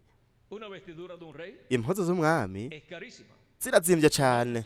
Umutamana wiwe wa cami urazimbye gose, hamwe n'iyindi kanzu nayo nyene yari izimbye iyo yambara. Nuko rero ntituzi yuko umutamana wo yoba yarawushize ku ruhande agatabura iyindi kanzu yambara, ariko ikiboneka co nuko yitanamuriye ko impuzu. Elisa aramubaza ati kubera iki?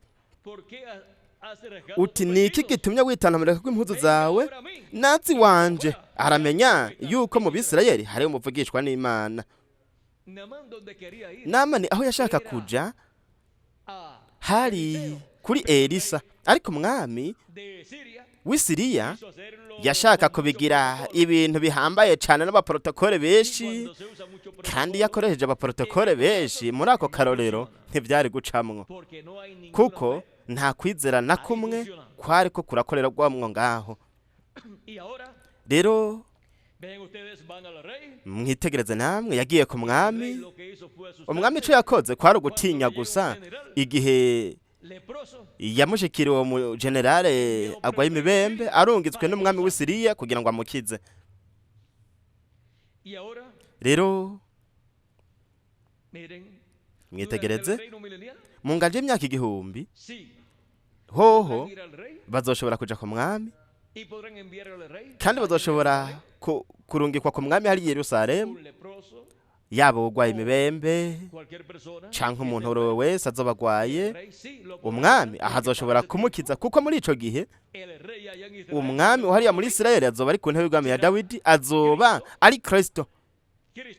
Kristo azoba agaragariye ngaho mu mubiri w'umuntu, kubw'ivyo rero azoba ari umwami, kandi azoba ari n'umuvugishwa, azoba ari umwami n'umuvugishwa.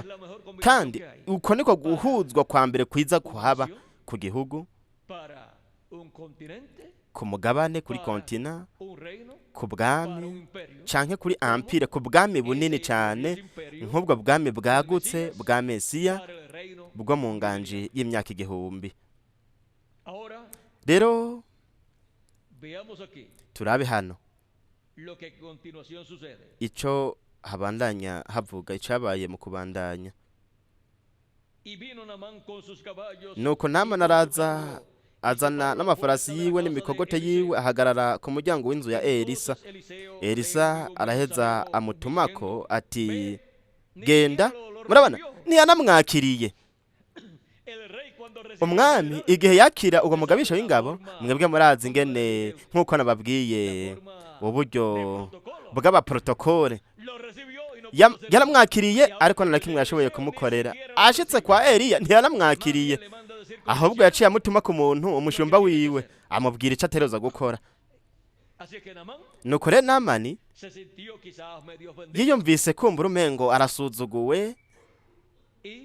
Nuko mwitegereze, Elisa araheza amutumako uti genda wiyuhagire muri Yorodani ibihitangabondwe, umubiri wawe uraca usubira uko wahora, nawe uzoba uhumantutse.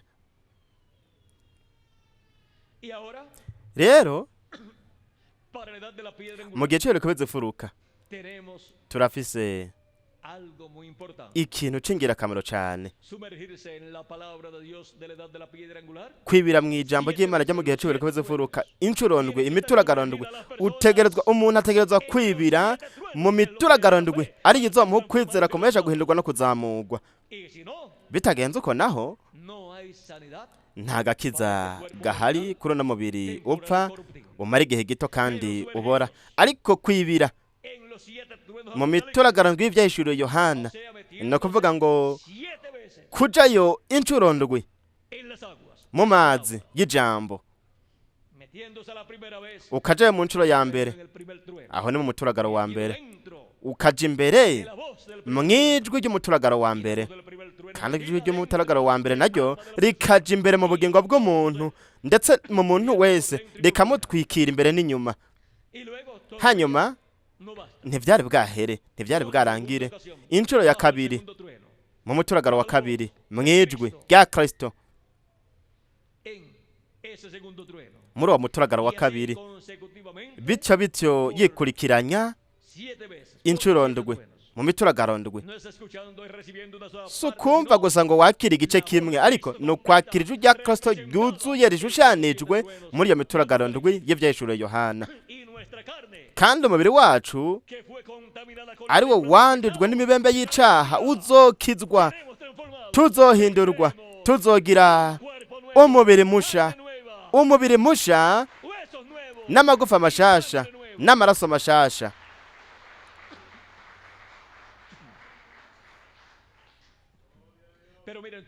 Ariko mwitegereze muri ibyo byose hariya byabaye mu bukozi bwa Eliya.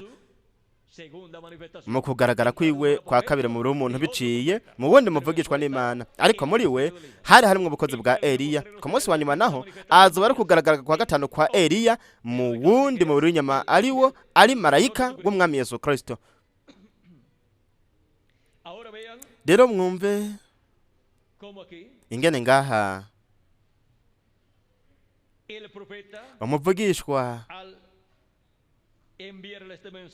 mu kurungika ubutumwa ku mugabisha w'ingabo z'Isiriya Namani, we ntabwo yakengurutse yashimye ubwo butumwa, yiyumviriye yuko ari ubuntu bw'uburofa ko ataco bimaze, kuko yiyumviriye ko kugira ngo akire umuvugishwa yaterezwa kuza imbere ya Namani canke Namani akaja imbere yiwe, hanyuma umuvugishwa akaza azanye ibimazi vy'ibitungwa runaka n'amasengesho menshi hamwe n'ibintu vyinshi vy'uruhererekane, ariko ntiyumvira yuko biza kuba mu buryo buciye bugufi.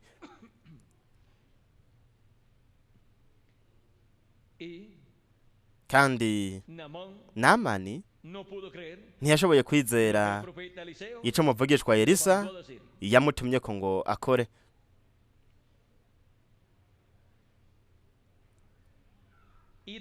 Kandi Namani yagiye ashavuye, ikibazo gikomeye cyane, kuko yashavuriye nde? Umuvugishwa w'Imana. Yagiye ashavuye aravuga ati, nahoze ngira ngo arasohoka ahagarare atakambira izina ry'Uhoraho Imana yiwe. Murabona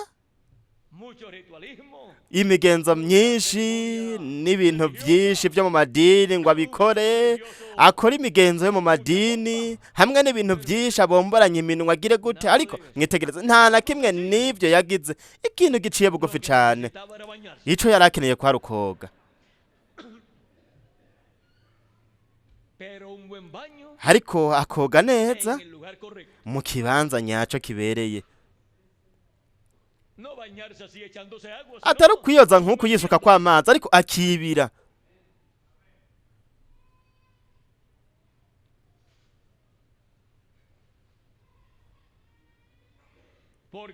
Kuko kumanuka bisobanura gupfa, kuduga naho bivuga ku muzuko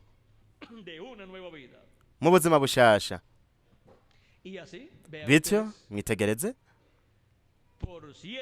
incuro ndwi, hanyuma y'izo ncuro ndwi urukuba rwiwe, umubiri wiwe wese yari kuba yejejwe akayangana, afise urukuba rushasha, umubiri mushasha.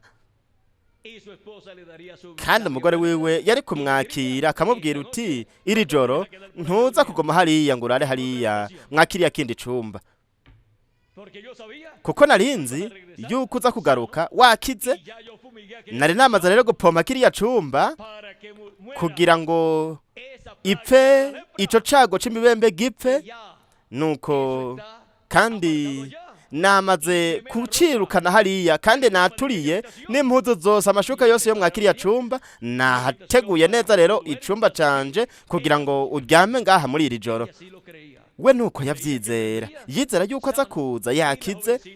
Kandi n'uwo mwigeme w'umuheburayo yakora ngaho muri urwo rugo, nawe nyene yarabizi ko aza kuza yakize. Kandi mu by'ukuri yaramuvugisha, yaramuganiriza, akamubwira shebuja, no kuvuga ngo akabwira nabuja uwo yakorera, akamubwira ati vuba cyane Namani azogaruka umugabo wawe yakize, kandi azoza ari mwiza cyane ateye igomwe.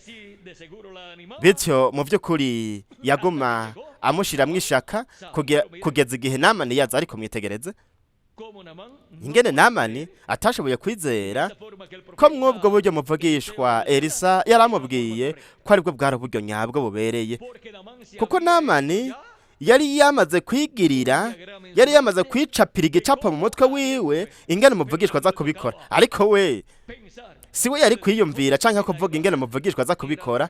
Umuvugishwa niwe yaragenewe, niwe yari gukora ico kintu ciwe, niwe yari gukora ico gice. Namani gusa yari kwizera gusa, yari gukora ico umuvugishwa mubwiye.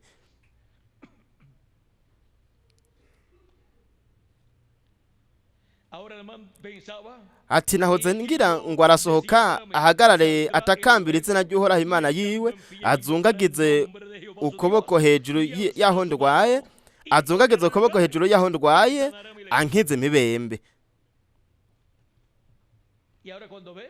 Rero igihe yabona Namani ko muvugishwa adashatse no kumubona, vyagenze gute? Ntiyakoze vyo muvugishwa yaciye yaramubwiye, yagiye ashavuye. Rero abana na farupari, rero yaciye avuga, Namani yaciye avuga ati mbega inzuzi z'i Damasiko, abana na farupari ntiziruta amazi yose y'Ibwisirayeli? Aho yariko yitwara akoresheje akarangamutima k'igihugu ciwiwe, nk'uko rimwe na rimwe natwe nyene tubikora. Ariko ati mbega ntihari inzuzi nziza mu gihugu c'iwacu kurusha iziri mu bindi bibanza ivyo arivyo byose? Mbega ibisi vyiza ibi vyo mu gihugu c'iwacu kurusha ivyo mu kindi gihugu? Ivyo nivyo rero yariko arakora ngaha Namani. Mbega inzuzi z'i Damasiko, abana na farupari ntiziruta amazi yose y'Ibwisirayeli? Ntiyari gusa Yorodani, ariko amazi yose y'Ibwisirayeli. Sinoshobora kuziyuhagiramwo ngahumanuka? Ntiyari guhumanuka kuko ngaho siho muvugishwa yari yamubwiye kuja kwiyoza, koga. Rero yaravuze ngo niyogeje muri zo, kuko yiyumviriye ko kwari ukuyoza gusa, ariko muvugishwa yari yamubwiye yuko ari ukwibira, no kuvuga kumanuka hanyuma akaduga incuro ndwi. Uko kumanuka ni ukwinjirayo wese, hanyuma agasubira akavayo, akongera agasubirayo incuro ndwi.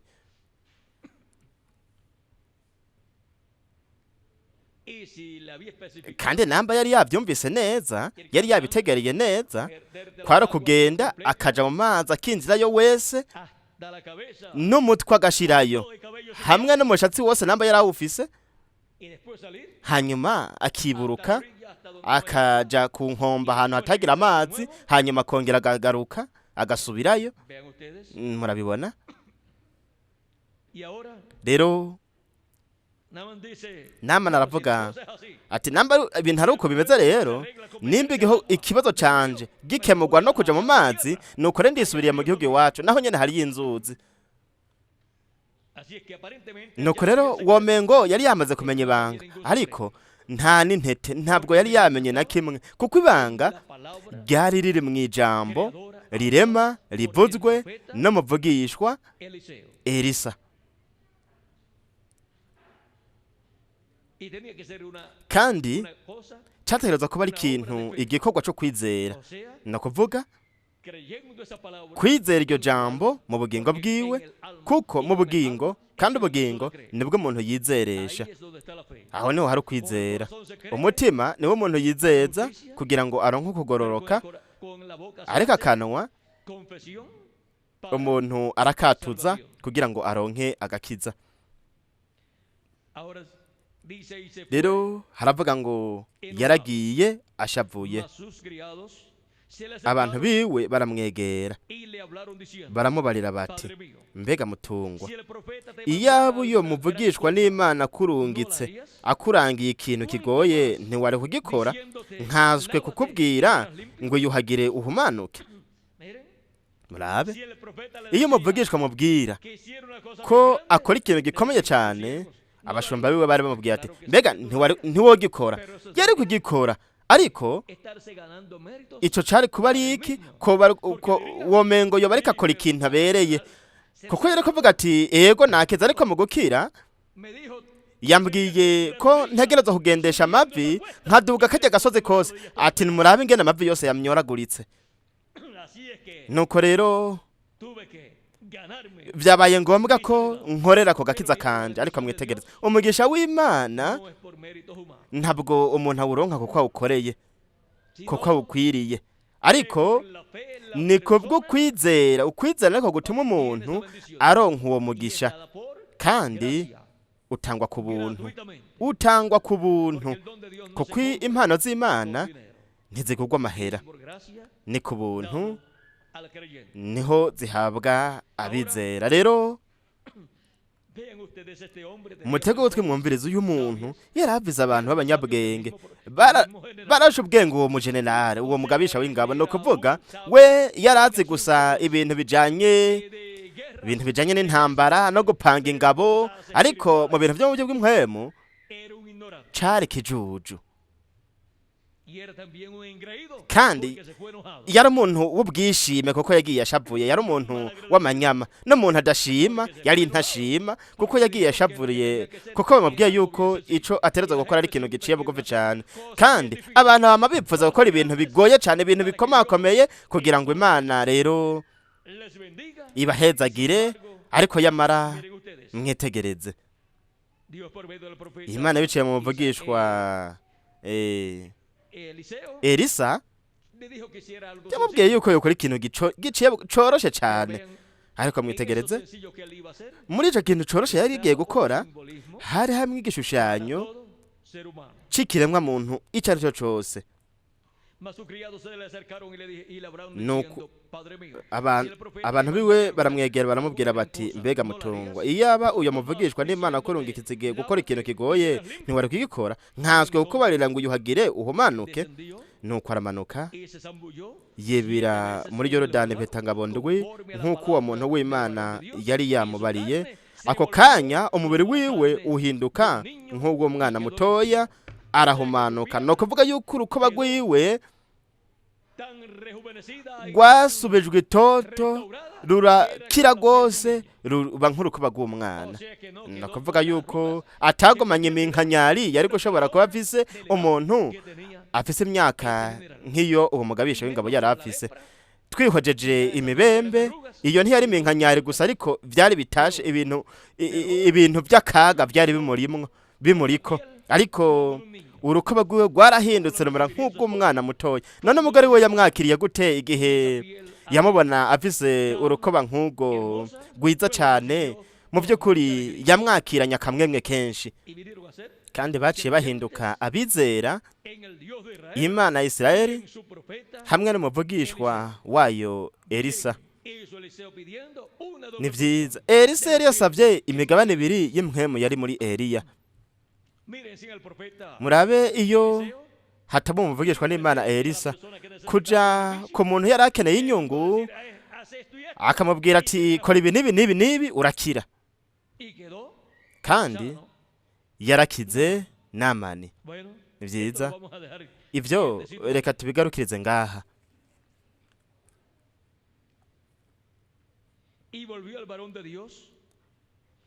Hanyuma agarukana n'abantu biwe bose kuri uwo muntu w'Imana, araza ahagarara imbere yiwe, aramubara ati, noneho ndamenye yuko atayindi mana iriho mu isi yose.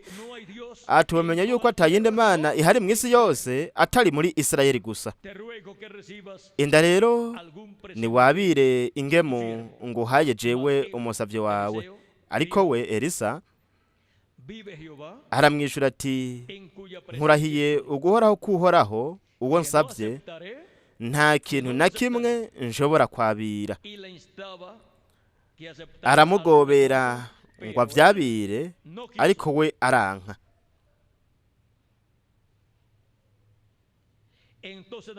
Maze Namani aramubarira ati, kutavyemeye ndasavye nibampa ivu ryotwagwa n'inyumbu zibiri. Nakuvuga ngo kwivu rya Isirayeli. Ati, mbega ntimwompa iryo twagwa n'ifarasi zibiri. Nakuvuga ngo iryo ifarasi imwe yari kuyikorera. Ati, none ntimwompa izo twagwa n'ifarasi zibiri, ivu ryo ngaha muri Isirayeli aho we uri.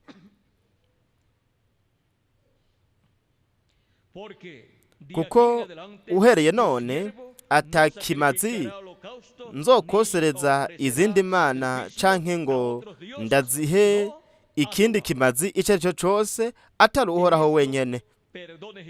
ariko uhoraho aza mpangaze jewe umusavyi wawe kuri iki kimwe. Databuja iyo yinjiye mu ngoro ya limoni kuyisenga, ari jewe ndamushigikiye, maze nkunama muri iyo ngoro ya limoni. Iyo nunamye muri iyo ngoro, uhoraho aza mpangaze kuri ico kintu jewe umusavyi wawe. Elisa aramubarira ati genda amahoro. Ariko Namani avuyeyo agenda akarere gatoya. Reka tugarukiriza hano rero mwumve namwe ivyo Kristo yari karabibabwira hariya i Nazareti muri irya sinagogi.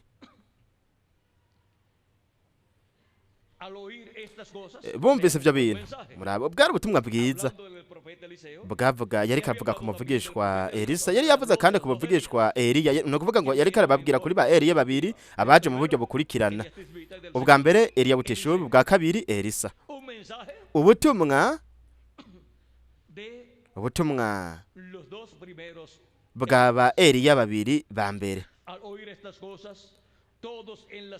Abo mu isinagogi bose bavyumvise, abo mu isinagogi bose bumvise ivyo barashungumigwa, aho kunezerwa bagahimbagwa ko bariko bumva ubutumwa bwa Kristo avuga ku muvugishwa Elisa no muvugishwa Eliya.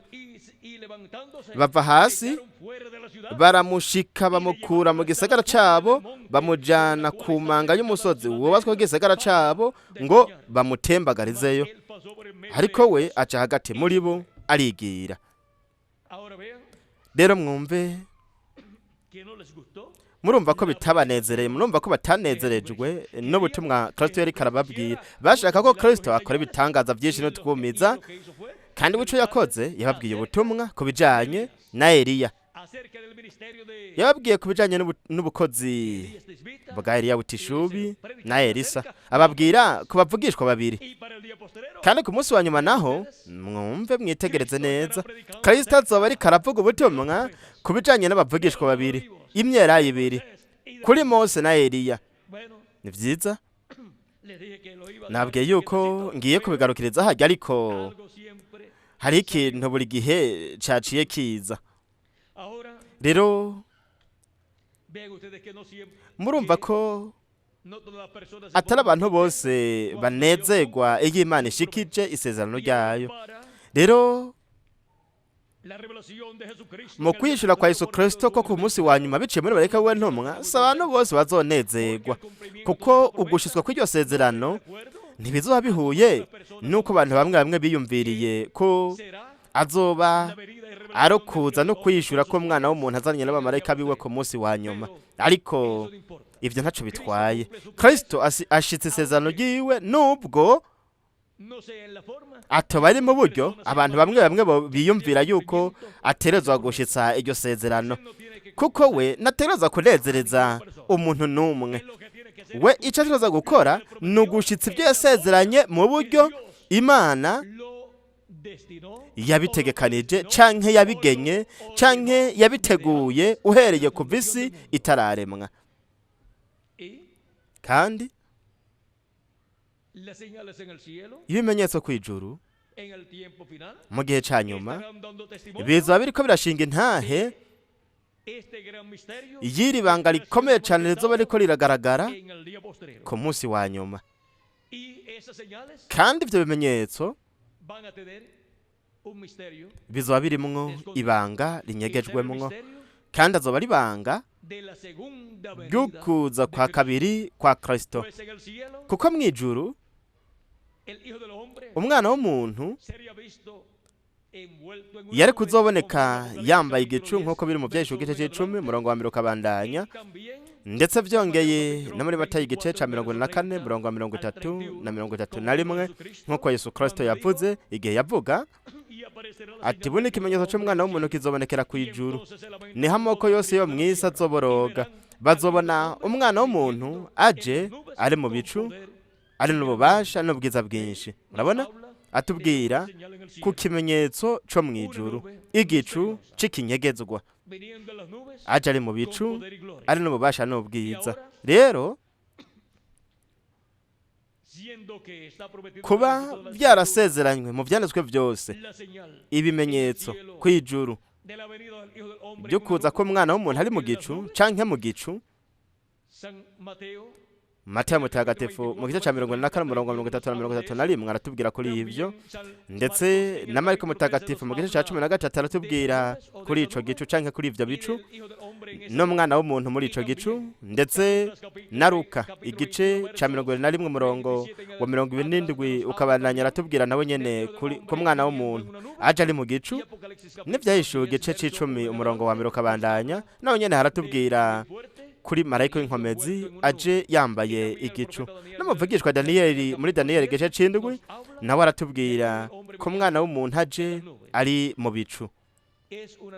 N'igicu c'ikinyegezwa kizogaragara kw'ijuru ahazoba hari umwana w'umuntu, kandi mu kwa kabiri tariki 18 mu 1963 hagaragaye igicu c'ikinyegezwa kw'ijuru arico cafotowe amafoto gitangazwa mu kinyamakuru Science no mu kinyamakuru Ubuzima canke Life nk'igicu c'ikinyegezwa arico cari gifise uburebure bw'ibirometero 18 n'ibirometero 80 vy'ubwaguke, gitangazwa nk'igicu c'ikinyegezwa kuko cagaragaye kiri ku burebure bw'ibirometero 41 uduga hejuru ku birometero 41 ahantu atabicu vyohaba kuko atakabombera gahari, kandi nta n'indege zigurukira aho hantu, nuko rero nta buryo na bumwe aho hantu hoba igicu.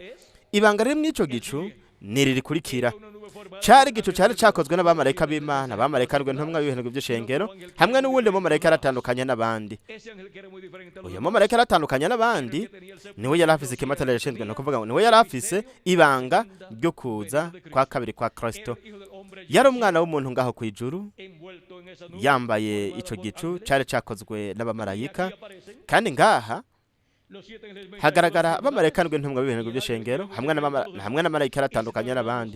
Kandi duhindukije iki gicu tukiganisha iburyo turaza kubona ko abamarayika ntumwa b'ibintu by'ishengero bari bacapuye, bari bashushanije ubwanwa bw'umwami Yesu Kristo.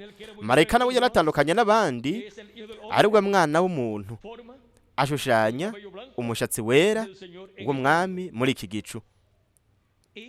Kandi abamarayika ntumwa bagaragara hano kugira ngo bagire ubukozi bwabo ku isi. Mu ishengero ry'umwami Yesu Kristo byabaye ngombwa ko bagaragara bari mu mibiri y'abantu, ngaba aha bari mu mibiri yabo ya teofaniya, ariko mu kugira ubukozi bwabo mu mubiri w'umuntu umwe wese, ariko byabaye ngombwa ko bakora ubukozi bwabo mu mubiri w'umuntu umwe wese mu gihe yemerewe kubamwo.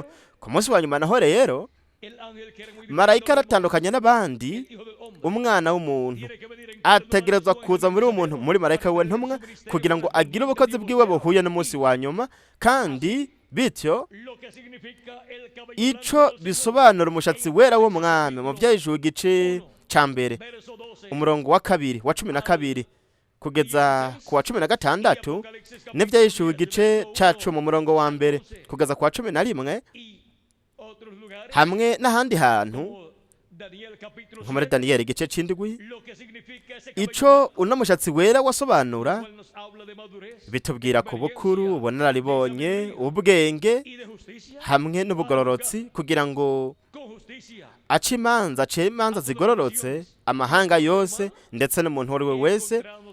Turabona yuko mu bukozi bw'uno mumarayika aratandukanye n'abandi agaragariye mu mubiri w'umuntu muri marayika we ntumwa hazoba hari bino bintu byose kubw'iki gikorwa cyo ku munsi wa nyuma. Kandi tuzoba turiko turabona mu bukozi bwa Kristo bwa marayika w'inkomezi, mu bukozi bw'umwana w'umuntu biciye muri marayika we ntumwa, tuzobona umushatsi wera w'umwami Yesu Kristo w'umwana w'umuntu uriko urashitswa, kino gishushanyo kiriko kirashitswa gishikirizwa mu ishengero ry'umwami. Mwibuke ko umushatsi wera ari igishushanyo gitegerezwa gushitswa c'ubunararibonye, ubukuru hamwe n'ubwenge, kugira ngo abe nk'umucamanza w'isi yose ku munsi wa nyuma. Co kimwe n'inyonga zicibatsi nk'izuba ni igishushanyo ca Kristo nk'umwami, kuko izuba ni umwami w'ibindi binyenyeri. Kristo nawe ni umuco w'isi kandi na mwami w'abami hamwe n'uganza abaganza. Kandi aje marayika w'inkomezi, kubona marayika w'inkomezi. Marayika yaratandukanye n'abandi ku munsi wa nyuma mu mubiri w'umuntu. Muri marayika wiwe ntumwa agaragariye, muri marayika wiwe ntumwa tuzoba turiko turabona igishushanyo, ikigereranyo c'izuba ricibatse mu maso ha Kristo, hacibatse nk'izuba. Ico gishushanyo cahindutse ukuri, kuko tuzoba turiko turamubona nk'umwami w'abami hamwe n'uganza abaganza. Uko no kumubona mu maso hiwe hameze nk'izuba. Ndetse byongeye n'ibindi bishushanyo byose vyerekanywe ku mwana w'umuntu mu gice ca mbere c'ivyeshuro Yohana, ndetse mu gice c'icumi no mu gice ca 19 byose birashitswe ku munsi wa nyuma mu kugaragara k'umwana w'umuntu biciye muri marayika wiwe ntumwa. Nk'akarorero, inkota iva mu kanwa kiwe. Inkota ni ijambo ry'Imana, kandi akanwa nako ni umuvugishwa ntumwa w'umwami Yesu Kristo, kuko akanwa k'Imana buri gihe yamye ari umuvugishwa w'Imana, abavugishwa b'Imana. Kandi kubera ijambo ry'Imana, ubutumwa bw'inkuru nziza y'ubwami buva mu kanwa ka marayika w'umwami Yesu Kristo, uko no kubona inkota ya mugabiri iva mu kanwa ka Kristo, kuko akanwa ka Kristo ni marayika wiwe ntumwa ku munsi wa nyuma. Nk'uko buri muvugishwa wese muri buri gihe yabaye akanwa k'Imana mu gihe umwe wese yarungitswemwo. Rero ibanga ry'ibimenyetso kw'ijuru bihishura umwami Yesu Kristo ku munsi wa nyuma. Bino bimenyetso vyagaragaye kw'ijuru, kino kimenyetso cagaragaye kw'ijuru gishingira intahe ibyo Kristo azoba ariko arakora kw'isi mu kugaragara kwiwe, agaragariye mu mubiri w'umuntu biciye muri marayika wiwe ntumwa, kandi kinashingira intahe ibyo yakoze mu bihendwe by'ishengero ry'abanyamahanga biciye muri buri umwe mw'aba marayika ntumwa, ari abamarayika n'ubwo ibihendwe by'ishengero ry'abanyamahanga. Aho muri ico gicu hashushanirijwe ishengero ry'umwami Yesu Kristo ryose rikwiye, ryuzuye, uhereye kuva rigitangura kugeza ku iherezo ryaryo. Igihe cacu naco mwitegereze aho gishushanirijwe ngaha muri marayika yaratandukanye n'abandi, kuko igihe cacu gishushanirijwe muri Kristo agaragariye muri marayika wiwe ntumwa ku munsi wa nyuma, yihishura nk'intambwe yo mu muryango wa Yuda, nk'umwami w'abami hamwe n'uganza abaganza mu gikorwa ciwe cyo kwisubiza ivyiwe. Kino kimenyetso kw'ijuru gishinga intahe ya Kristo yihishuriye mu ishengero ryiwe biciye muri marayika wiwe ntumwa ku munsi wa nyuma. Murumvise ibanga ry'ibimenyetso kw'ijuru? Murabonye yuko iyo hagaragaye ikimenyetso kw'ijuru gisobanura ikintu c'ingirakamaro cyane mu mugambi w'Imana kiba kiriko kirabera ngaha ku isi, nk'uko vyabaye ku nyenyeri y'i Betelehemu. Yashushanya ukuza kwa mbere kwa Kristo avukiye i Betelehemu h'i Yudaya. Kandi ubu rero kino kimenyetso kw'ijuru gishingira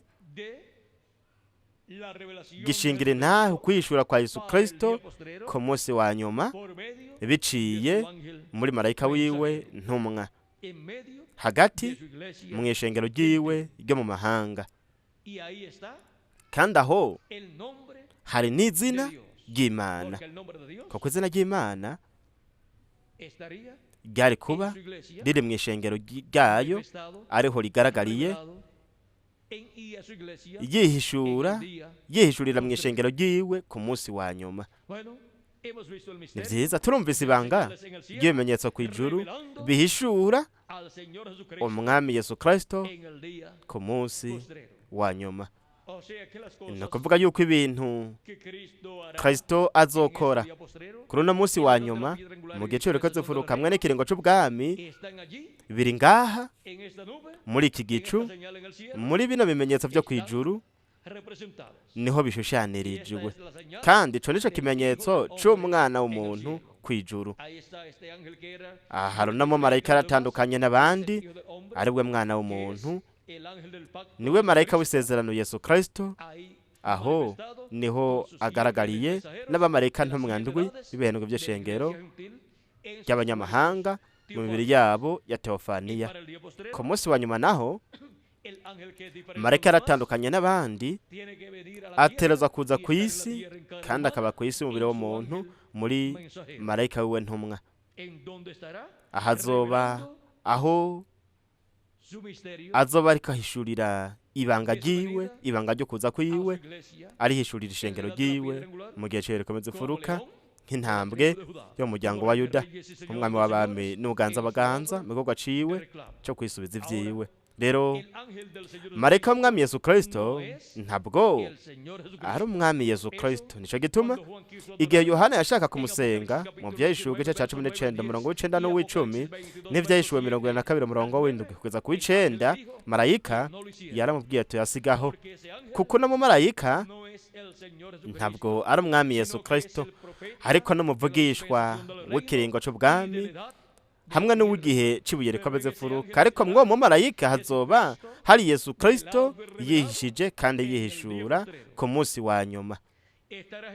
Yesu Kristo azoba ariko arigaragaza nk'intambwe yo mu muryango wa Yuda, nk'umwami w'abami hamwe n'uganza abaganza mu gikorwa ciwe cyo kwisubiza ivyiwe. Kandi ribanga ryarahishuwe kandi ryarashushanijwe muri kino kimenyetso c'ikinyegezwa cagaragaye kw'ijuru mu kwa kabiri tariki 28 mu 1963. Aha turafise ifoto nyamukuru, aha turafise n'izindi foto izagiye zirafotorwa ku masaha atandukanye, ndetse banazifotora mu buryo butandukanye, banazifotorera mu bibanza bitandukanye, haba mu gisagara kimwe canke mu kindi gisagara, aho kino gicu cagaragaye mu kirere caho. Rero turumvise ibanga ry'iki kimenyetso kw'ijuru, gishingira intahe ivy'Imana yakoze mu bihendwe vy'ishengero ry'abanyamahanga, kandi gishingira intahe n'ivy'Imana izokora kuri uno munsi wa nyuma mu kwishura kwa Yesu Kristo biciye muri marayika wiwe ntumwa mw'ishengero ryiwe mu gihe c'ibikorwa ifuruka hamwe n'ikiringo c'ubwami mu kibanza ca Amerika Latine na Karayibe. Kuri jewe ryari ihirwe ridasanzwe kubana namwe, ndabashingira intahe y'ibanga ry'ibimenyetso kw'ijuru bihishura umwami Yesu Kristo ku munsi wa nyuma.